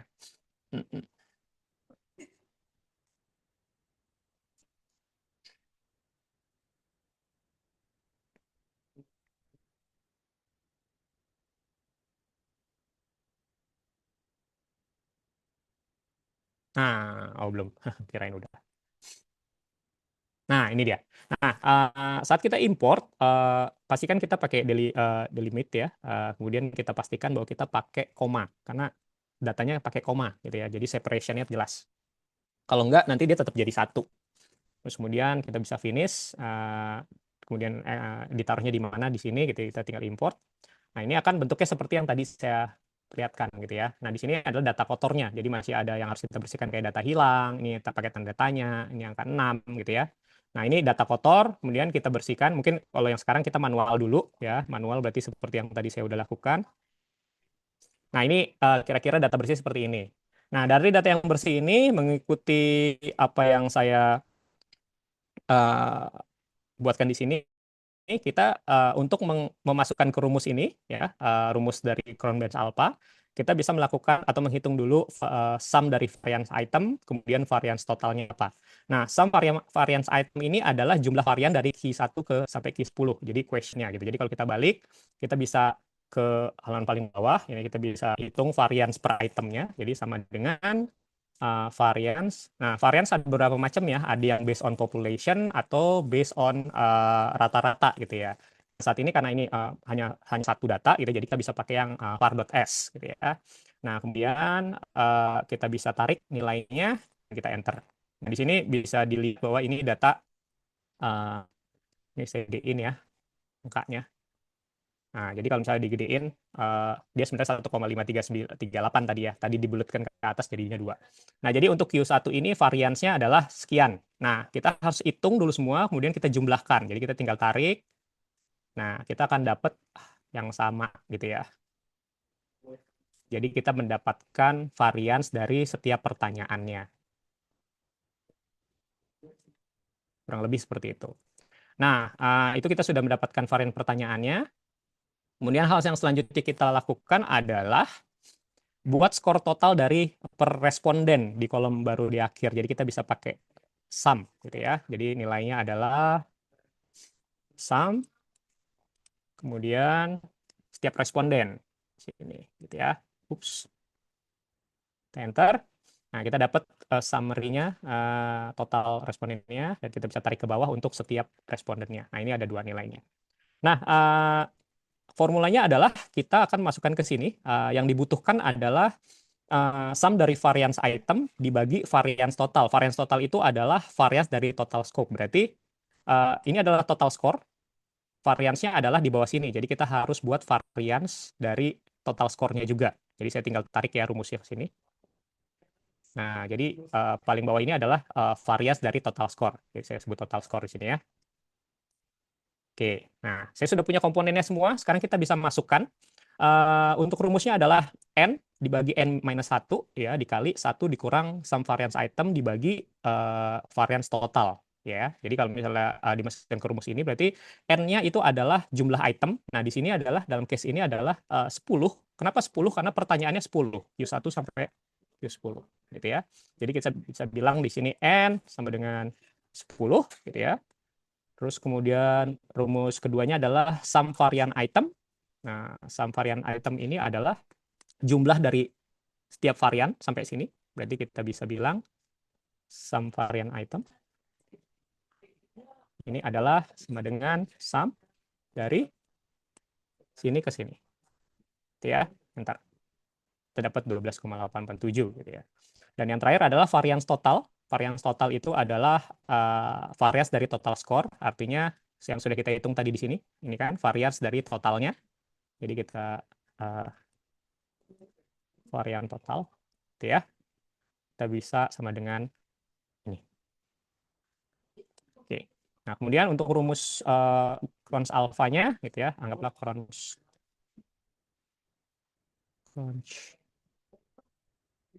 bench. Aduh, apa ya namanya tadi? Cron batch, sorry. Cron batch alpha.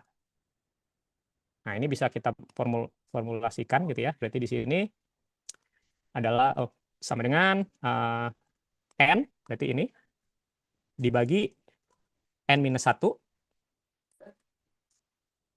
dikali 1 dikurang sumnya, sum varian item, berarti ini dibagi, sorry, bentar, saya lupa.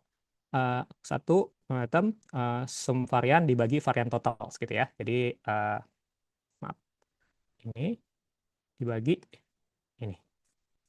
Kurang lebih seperti itu ya. Enter. Nah, ini didapatkan 0,97. 1. Artinya nilai Crons alpha ini 0,97. Nah, artinya apa?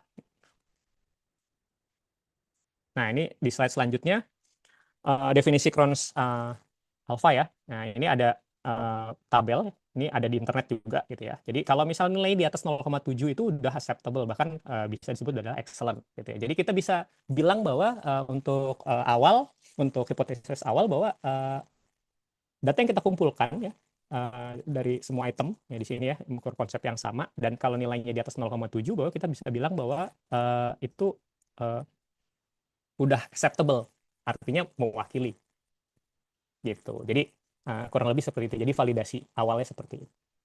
Nah, kalau misalnya udah seperti itu, silakan nanti dilakukan analisa-analisa lainnya yang dibutuhkan gitu ya. Tapi untuk awal kita bisa bilang bahwa data yang kita kumpulkan ini dari pertanyaan-pertanyaan yang udah dites itu sudah menunjukkan bahwa udah mengukur konsep yang sama. Jadi kita bisa percaya bahwa oke, udah sesuai dengan tujuan kita gitu ya. Karena udah 0,9.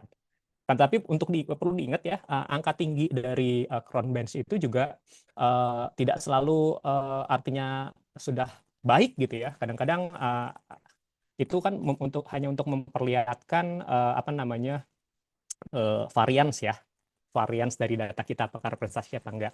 Jadi ada baiknya juga kita tes, misalnya kita kurangin 1, kita ke Excel-nya misalnya, terus kemudian kita bisa analisa gitu, kalau yang resultnya hampir sama kita remove gitu ya, remove dari analisa ini, dari Cron batch ini, terus kemudian kita running lagi Cron batch alpha-nya. Kalau misalnya angkanya masih sama, oke, berarti nggak ada masalah. Tapi kalau misalnya ternyata berbeda jauh, nah itu mungkin data itu kontribusi itu gede gitu, jadi mungkin harus divalidasi dengan menambah data yang lain. Seperti misalnya contohnya kayak gitu. Tergantung dari nilai hasilnya tadi, gitu ya. Kurang lebih seperti itu. Oke, selanjutnya kalau misalnya mau visualisasi, nanti bisa divisualisasi gitu ya. Saya kayaknya tadi udah coba buat untuk menghemat waktu. Jadi bentuknya bisa seperti ini, dan kita bisa tunjukin di awal gitu bahwa data kita ini udah cukup valid untuk bisa dilanjutkan gitu ya. Tidak perlu menambah data baru misalnya, contohnya kayak gitu. Karena secara misalnya datanya sudah oke gitu ya. Nah, kalau di sini kan kelihatan ada yang cukup jauh ya. Nah, itu mungkin bisa dilakukan analisa tambahan, di remove, terus kemudian dihitung lagi current bench-nya apakah masih sama apa enggak kayak gitu. Kurang lebih seperti itu. Apakah sudah menjawab pertanyaan? Sudah, Pak. Baik, terima kasih Ya, banyak, Pak. mudah-mudahan cukup jelas ya. Sudah. Terima kasih, Pak, atas jawaban. Ya, terima kasih. Ya, baik. Mungkin Bapak Ibu yang lainnya, barangkali masih ada yang ingin tanyakan, silakan kepada Bapak Ibu.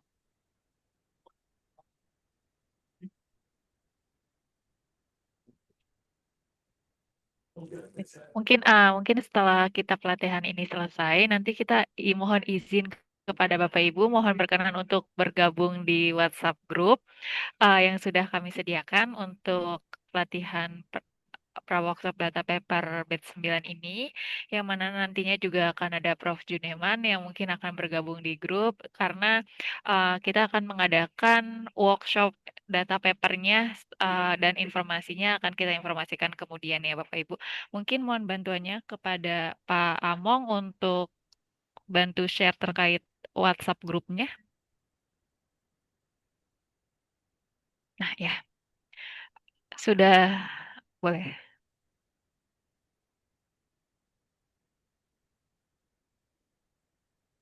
Nah, berikut Bapak Ibu ada QR untuk data papernya dan mungkin mohon izin juga Pak Bagus untuk berkenan di WhatsApp grup yang telah kami sediakan.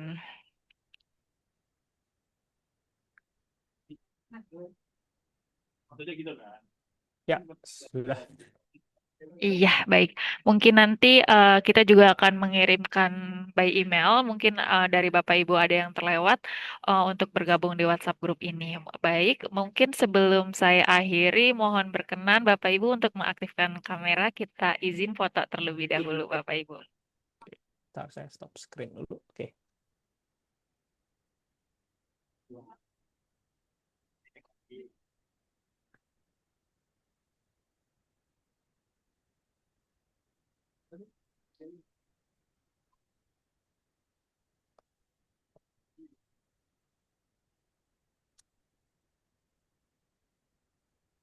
Oke, baik di saya ada satu page. Kita mulai untuk pengambilan fotonya. 1, 2, 3. Mungkin sekali lagi boleh gaya bebasnya Bapak Ibu. 1, oke. 1, 2, 3. Ya, baik.